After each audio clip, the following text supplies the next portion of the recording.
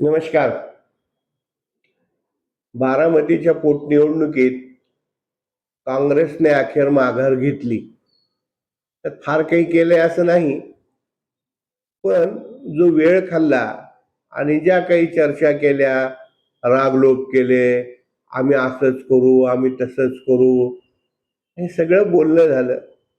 पण बारामतीतली काँग्रेसची ताकद आणि पवारांची ताकद ही राजकारणातल्या एबीसीडी शिकणाऱ्या पोरांनाही माहीत असते. पण आम्ही काँग्रेस म्हणून उभा राहणार हा त्यांचा आग्रह जो होता सर्वोदयी प्रदेशाध्यक्षांचा, खरं म्हणजे चांगला होता, त्यात वाईट काही नव्हतं. पण आम्ही लढणारच ही भूमिका ठेवून सुद्धा शेवटी माघार घेताना त्यांनी म्हटलं की सभ्यता आणि संस्कृती म्हणून आम्ही माघार घेत आहोत. आता ही सभ्यता आणि संस्कृती हे सुचायला इतका वेळ काय गेला?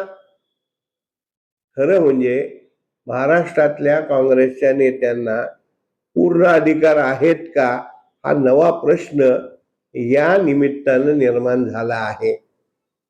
कारण ज्या पद्धतीने सगळ्यांनी म्हणजे भाजप सहित जो भाजप कुणासाठी प्रयत्न करते, तर राष्ट्रवादी काँग्रेससाठी, त्यांच्या सहित सगळ्यांनी काँग्रेसच्या प्रदेशाध्यक्षांना विनवणी केली की तुम्ही माघार घ्या, पण ते काही नाही झालं. आणि मग ज्यांनी कुणी खरगे साहेबांना बोलायचं होतं ते बोलले, निरोप आला आणि माघार घेतली. तर तुमचं काय राहिलं? आणि जिथं आजचं तुमच्या हातात नाही, म्हणजे आता तुम्ही प्रदेश आहात, अध्यक्ष आहात, तेव्हाच तुमच्या हातात नाही तिथं आमदारकीला उभं राहायचं की आमदारकीच्या निवडणुकीला उमेदवार द्यायचा की नाही. आणि तुम्ही 29 सांगायला, 29 ला काँग्रेसचा आमदार असेल. 29 पर्यंत ह्याचा अर्थ दोन आहे.